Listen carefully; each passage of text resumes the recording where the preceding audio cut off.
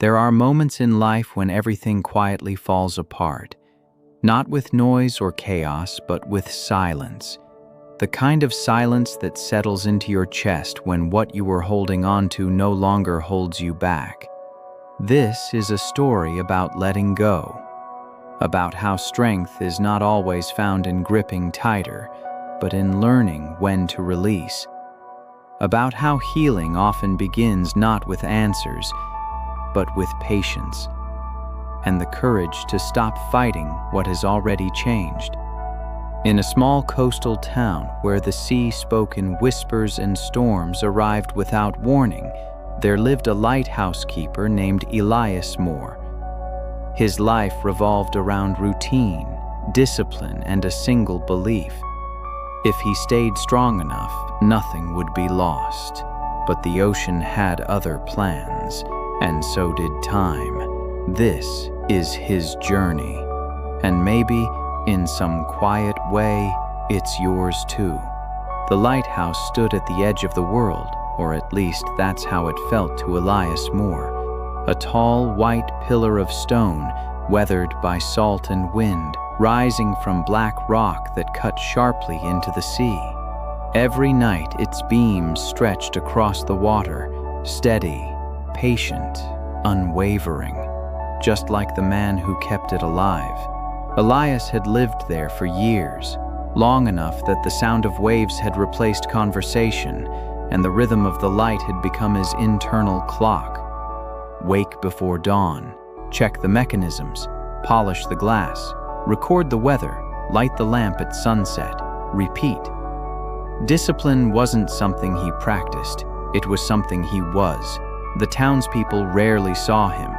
To them, he was a quiet figure, reliable, distant, almost timeless, the kind of man you trust without knowing, the kind of presence you only notice when it's gone. But inside the lighthouse, inside the silence, Elias carried a different story. He believed deeply in holding on, to responsibility, to routine, to the past. The lighthouse wasn't just a job, it was a promise. A promise that nothing on his watch would drift into darkness, that no ship would be lost if he stayed vigilant enough, that if he kept the light burning, life would remain predictable, safe, contained. And so, Elias held on tightly, too tightly. There were things he never questioned. The extra hour he spent checking the lamp, even when it had never failed. The way he replayed old conversations in his mind during long nights. The careful preservation of objects others might have thrown away. Notes, tools, memories. Letting go felt reckless, dangerous, like turning his back on the sea. You might recognize this kind of strength, the strength that never rests, the strength that believes endurance is the same as healing, the strength that whispers, if I stay strong enough, nothing will change. Elias rarely spoke about what he wanted. Desire felt indulgent. Instead, he focused on duty, purpose, control. If the lighthouse stood firm, then so would he. If the light never slept, neither could his hope. At night, when the beam swept across the ocean, Elias often stood still, hands clasped behind his back, watching. Ships passed in the distance, small, fragile dots moving toward places he would never go. He told himself he didn't envy them. He told himself the lighthouse was enough. But sometimes, just sometimes, when the fog rolled in thick and the sea went quiet, a question surfaced in the space between breaths. What happens when holding on becomes heavier than letting go? Elias pushed the thought away. He always did, because as long as the light kept turning, as long as his routine remained unbroken, he didn't yet answer it. And yet, even the strongest light cannot prevent every storm. Even the most disciplined heart cannot freeze time. The lighthouse shone on, unaware that its keeper was standing at the very edge of change. Morning arrived softly at the lighthouse, not with alarm clocks or voices, but with pale light slipping through the narrow windows and the steady breath of the sea below. Elias Moore rose as he always did, before the sun fully claimed the horizon. His body moved on memory alone, shaped by years of discipline. There was comfort in this predictability, a quiet reassurance that some things could still be controlled. He brewed his coffee slowly, standing near the window as steam curled into the cold air. Outside, the ocean looked calm, almost gentle. Its surface shimmered like polished glass, reflecting a sky that promised an easy day. Elias took this as a sign. Calm waters meant smooth operations. Smooth operations meant purpose fulfilled. This was how he measured success. Not in applause or recognition, but in absence. No distress signals, no missed log entries, no surprises. The lighthouse mechanism hummed steadily as he inspected it, gears turning in flawless rhythm. Elias noted every detail in his logbook, his handwriting precise and even.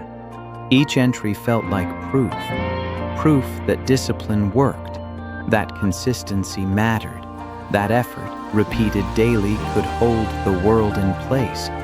And for a time it seemed true. The townspeople depended on the light. Fishermen trusted it to guide them home before dawn. Cargo ships adjusted their routes by its beam. Even the birds circled it on fog-heavy mornings, drawn instinctively to its certainty.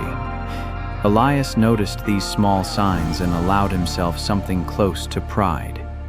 He told himself this was enough. Purpose without complication. Meaning without vulnerability. You might understand this feeling. The comfort of being needed. The quiet satisfaction of doing one thing well. The belief that as long as you stay useful, you will remain safe from loss. As days turned into weeks, Elias found rhythm in the sameness. He repaired weathered railings, replaced worn steps, and polished the great lens until it caught the sun like a captured star.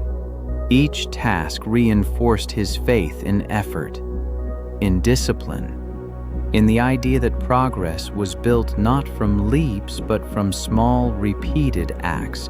But hope, when built on control alone, is fragile. Sometimes, while eating his meals in silence, Elias would pause. The clink of his spoon against the bowl felt louder than it should have. His gaze would drift toward the empty chair across from him, a chair that had been empty for years, though he never moved it. He told himself it was just habit, just memory, nothing more. At night, the beam of the lighthouse swept across the water in perfect arcs. Elias watched it as if it were a heartbeat, proof that everything was still alive. He believed that as long as the light moved forward, the past would stay behind him. But deep down, a flaw lived quietly inside this hope. Elias believed effort could replace acceptance, that discipline could outwork grief, that holding on was the same as being strong, and the sea, patient and ancient, waited. Because calm waters do not mean the absence of storms, they only mean the storm has not yet arrived. Elias stood tall in the lighthouse, surrounded by the evidence of his success, unaware that the very thing he trusted most, his refusal to let go, was what would soon be tested. Hope was rising, but so was the tide. The storm arrived without ceremony. No warning bells, no gradual build, just a sudden shift in the air, heavy, charged, restless. Elias felt it before he saw it, a pressure behind the ribs that made breathing feel deliberate. The sea darkened, its calm surface tightening into sharp, uneven waves, as if something vast beneath it had turned in its sleep. By nightfall, the wind was howling. Elias moved through the lighthouse with practiced urgency. He secured doors, double-checked the lamp, reinforced shutters. His hands were steady, his mind focused. This was what discipline was for. This was why he had trained himself to be precise, controlled, unshaken. Outside, rain struck the stone walls like thrown gravel. Thunder rolled low and deep, rattling the glass. The lighthouse trembled, but the light stayed on, its beams slicing through sheets of rain, stubborn and bright. Elias told himself everything would be fine. Then the power surged. The hum of the mechanism stuttered, coughed, and fell silent. For the first time in years, the lighthouse went dark. Elias froze. Silence rushed in where the light had been. Not peaceful silence, but the kind that rings in your ears, loud with consequence. His heart pounded as he rushed to the controls, fingers flying, mind racing. He reset systems.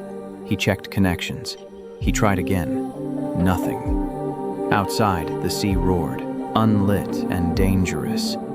Somewhere beyond the darkness, ships moved blindly, trusting a light that was no longer there. And inside Elias, something cracked. This wasn't supposed to happen. He had done everything right. He had followed every rule. The storm worsened. Wind screamed through broken seams, water seeping into places it had never reached before. Elias fought against it, muscles burning, jaw clenched, refusing to surrender. He dragged equipment, climbed stairs slick with rain, worked by lantern light with shaking hands. But effort could not undo what was already breaking. A final surge of wind shattered one of the upper windows. Glass exploded inward, scattering like sharp rain. Elias stumbled back, heart racing, breath ragged. The lighthouse groaned, a deep, ancient sound, as if mourning its own failure. When the storm finally passed, it left devastation behind. The lamp was damaged beyond immediate repair. The lens cracked. The great light, the thing Elias believed would never fail, was gone. At dawn, Elias stood in the wreckage, soaked, exhausted, staring at the silent tower. The sea looked almost innocent now, as if it had done nothing wrong. The horizon glowed softly, indifferent to his loss. This wasn't just a failure of machinery, it was a failure of belief. Elias felt it then, the heavy, sinking realization that discipline had limits, that control was an illusion, that no matter how tightly you hold on, life can still take what you love. He sank onto the steps, head in his hands. The lighthouse stood behind him, broken and quiet. For the first time, Elias didn't know what to do next. You may know this moment, the moment when effort is no longer enough, when something precious is taken, and no amount of strength can bring it back. The storm had taken more than light. It had taken certainty. It had taken the story Elias told himself about who he was, and standing there in the cold morning air, surrounded by what remained, Elias Moore felt something unfamiliar settle into his chest. Not fear, not anger, loss. Elias did not leave the lighthouse. Days passed, then more days, marked only by the slow movement of the sun across the cracked walls. The storm was gone, but its absence did not bring relief. Instead, it left behind a hollow quiet, one that pressed against his chest and refused to loosen. He told the town officials he needed time to repair, time to think, time to fix what had been broken. But what Elias really meant was this: time to pretend nothing had changed. Each morning, he followed the same routine. He woke before dawn. He made his coffee. He climbed the stairs. He checked the damaged lamp as if it might suddenly forgive him and come back to life. He polished the cracked glass, careful not to cut his hands as though gentleness could undo destruction. He wrote in his logbook anyway. The entries looked the same as before. Weather conditions, maintenance notes, observations. But something was missing. There was no mention of the darkness, no acknowledgement of failure. Elias wrote as if the light still turned each night, as if discipline alone could rewrite reality. This was his refusal. He refused to accept that something was gone, refused to believe that effort had limits, refused to release the idea that holding on could still save him. At night, Elias climbed to the top of the lighthouse and stood beside the dead lamp. He imagined the beams stretching across the water, imagined ships seeing it, imagined purpose returning to its familiar shape. Memory became his shelter. Guilt became his companion. If I had checked the system one more time, if I had been faster, if I had held on tighter, these thoughts looped endlessly, each one tying him more firmly to the past. Letting go felt impossible, not because he didn't understand it, but because it felt like admitting defeat. And Elias had built his entire identity on endurance. You may know this resistance, the way grief disguises itself as loyalty, the way pain convinces us that releasing the past means erasing its meaning. Elias believed that if he stopped trying to fix the lighthouse, he would be abandoning everything it represented. The years of service, the sacrifices, the version of himself who believed control was strength. So he stayed. The town adjusted without him. Temporary lights were installed. New systems were discussed. Life inconveniently moved forward. Each sign of progress felt like a quiet betrayal. Elias watched from a distance, arms crossed, jaw tight. He told himself they didn't understand, that they were rushing, that some things deserved patience. But beneath the anger was fear. Fear that without the lighthouse, he would be nothing more than a man standing in the ruins of his own certainty. Fear that letting go would leave him untethered, without purpose, without identity. The sea continued its endless motion, rising and falling untouched by his resistance. It did not argue. It did not explain. It simply moved on. And Elias Moore stood still, holding on to what was gone, refusing the tide, unaware that this resistance, more than the storm itself, was keeping him trapped. Eventually, even resistance grows tired. Elias began to notice the silence differently. It no longer felt sharp or accusing. It simply was. The lighthouse, once filled with the soft hum of machinery and purpose, now echoed with his footsteps. Each step reminded him of the space he was occupying, and the space that had been left behind. He stopped writing in the logbook, not because he had nothing to say, but because the words no longer felt honest. The pages sat blank, open to the day's date, waiting. Elias would stare at them for long moments before closing the book again, as if refusing to admit that time was still moving without his permission. Meals became forgettable. Some days he ate, some days he didn't notice that he hadn't. His body continued its routines even as his spirit withdrew. The lighthouse stood, but Elias felt hollow inside it, like a structure without a light. This was the lowest point. Not dramatic, not loud, just empty. You may recognize this stage, the quiet where grief settles in once the fight is over, the moment when exhaustion replaces anger and numbness replaces pain. Elias spent long hours sitting by the window, watching the sea.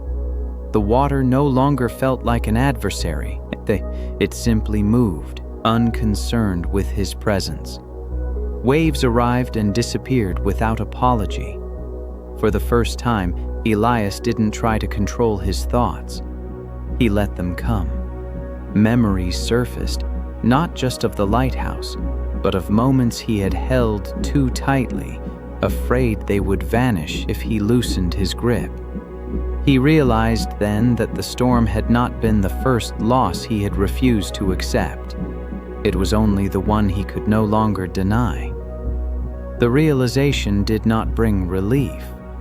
It brought stillness. Elias felt suspended between who he had been and who he did not yet know how to become. The old rules no longer applied, but no new ones had formed. Purpose had dissolved, leaving behind questions he had spent years avoiding. Who am I without what I protect? Who am I when discipline is no longer enough? There was no answer, only breath, only time. And yet, in this quiet, something subtle shifted. The emptiness was painful, but it was honest.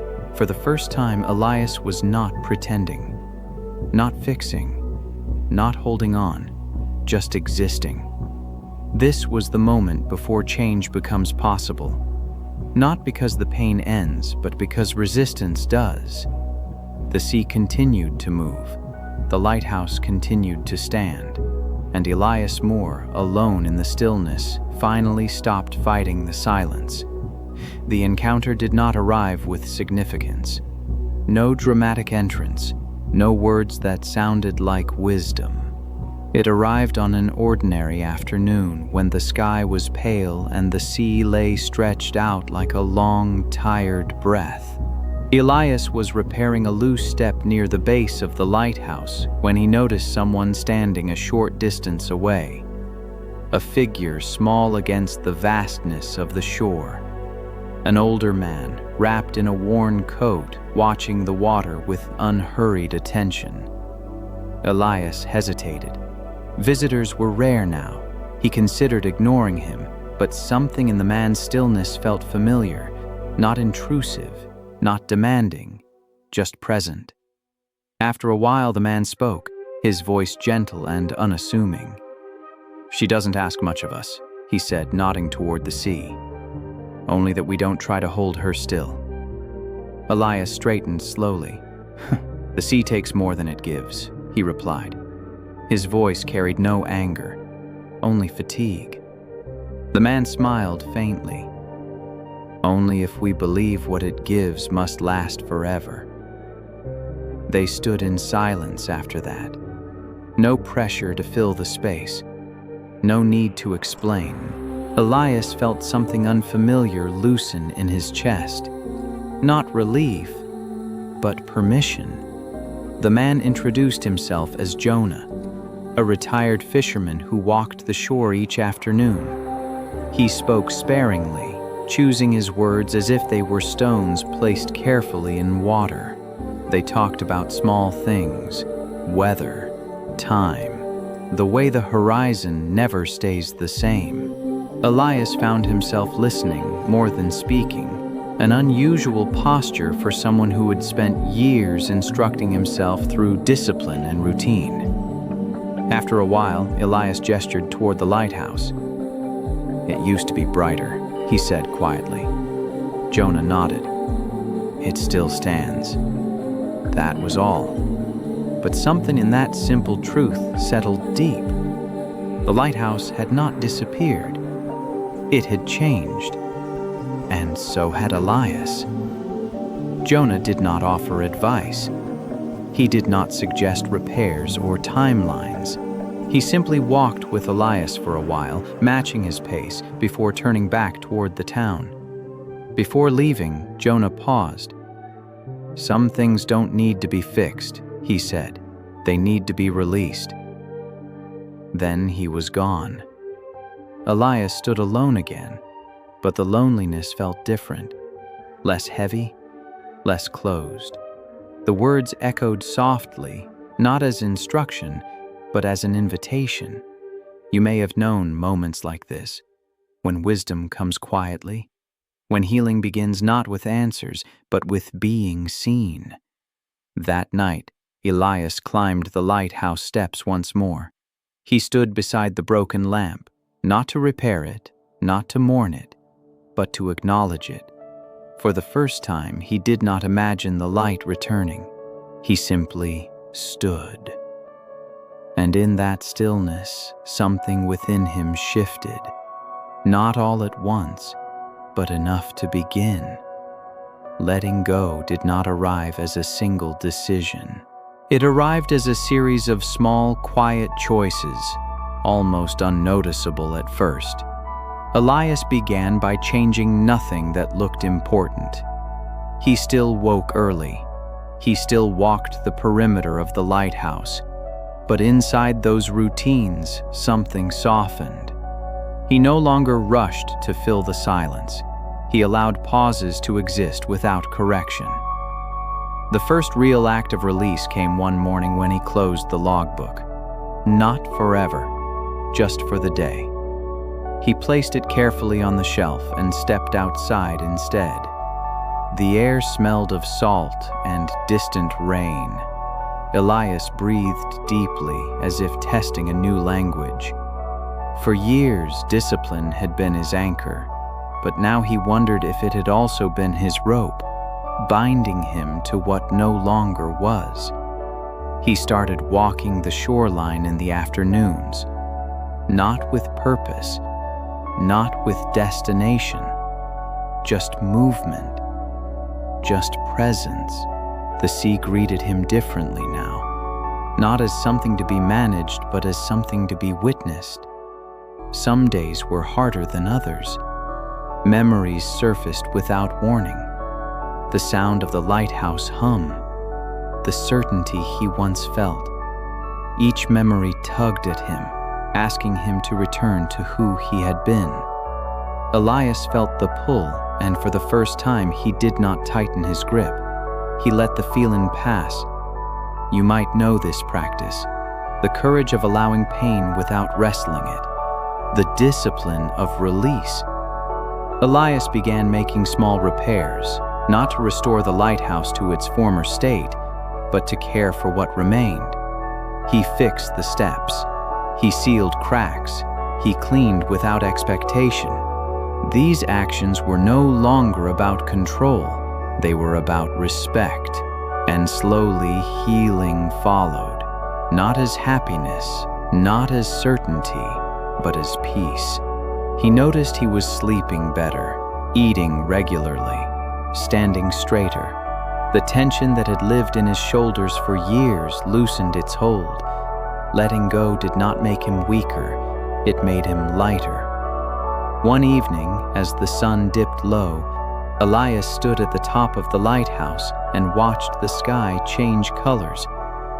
The horizon glowed softly, unconcerned with beams or signals, and for the first time, Elias did not feel the need to illuminate it. He understood then.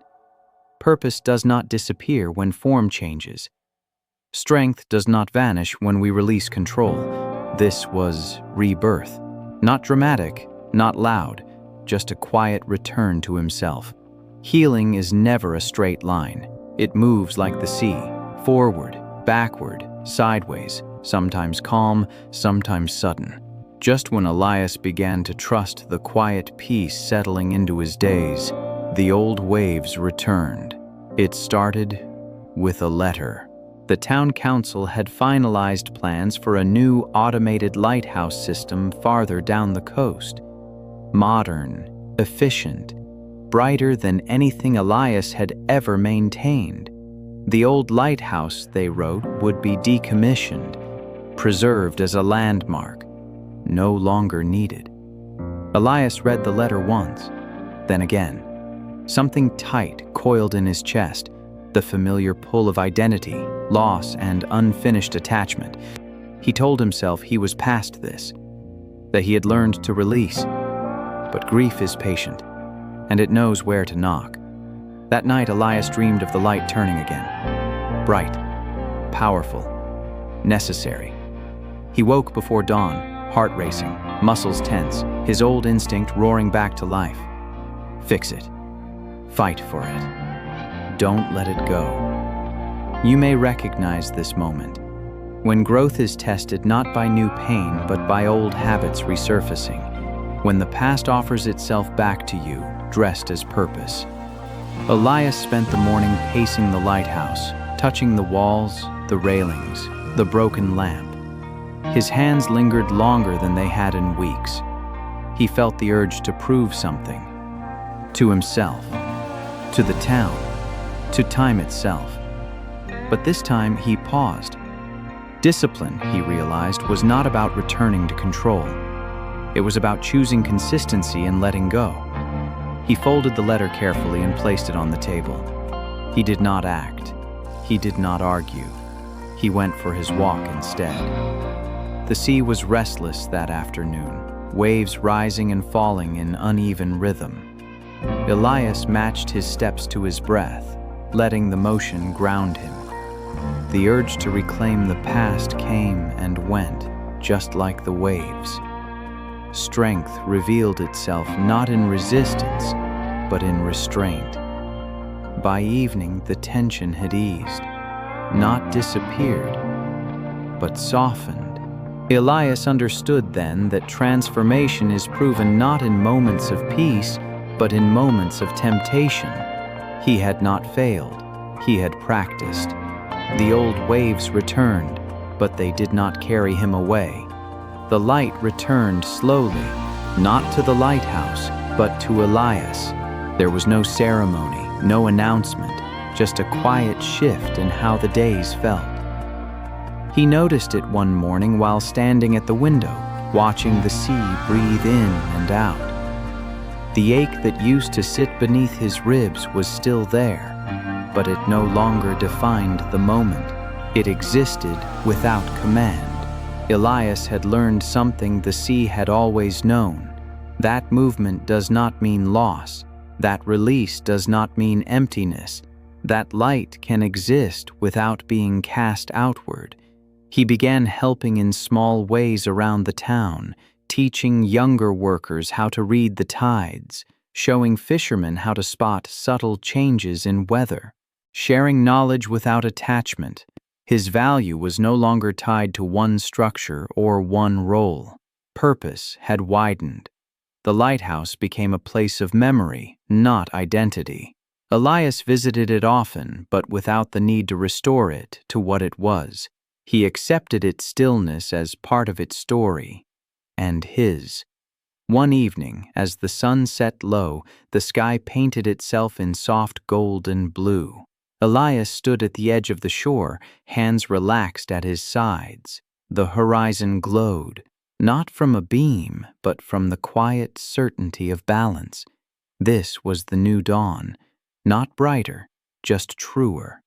Elias smiled, not because everything was perfect, but because it was honest. There comes a time when holding on stops being strength and becomes weight. You may be standing there now, gripping something that once gave you purpose, believing that discipline means never releasing your grasp. But the truth is quieter than that. Strength is knowing when to stay and when to step back. Healing begins when we stop fighting what has already changed. Letting go is not forgetting. It is honoring without attachment. Discipline is not control. It is consistency in choosing peace. Failure is not the end of purpose. It is the widening of it. Rebirth does not arrive with noise. It comes softly when you are ready to listen. Like the sea, life will take and give in equal measure, and like the lighthouse keeper, you do not lose your light when the beam goes dark. Sometimes the light turns inward, guiding you home. If this story spoke to something in you, let it sit quietly. Share it with someone who may need it, and stay with us for more stories that heal, strengthen, and remind you who you are. Because hope, when gentle, lasts.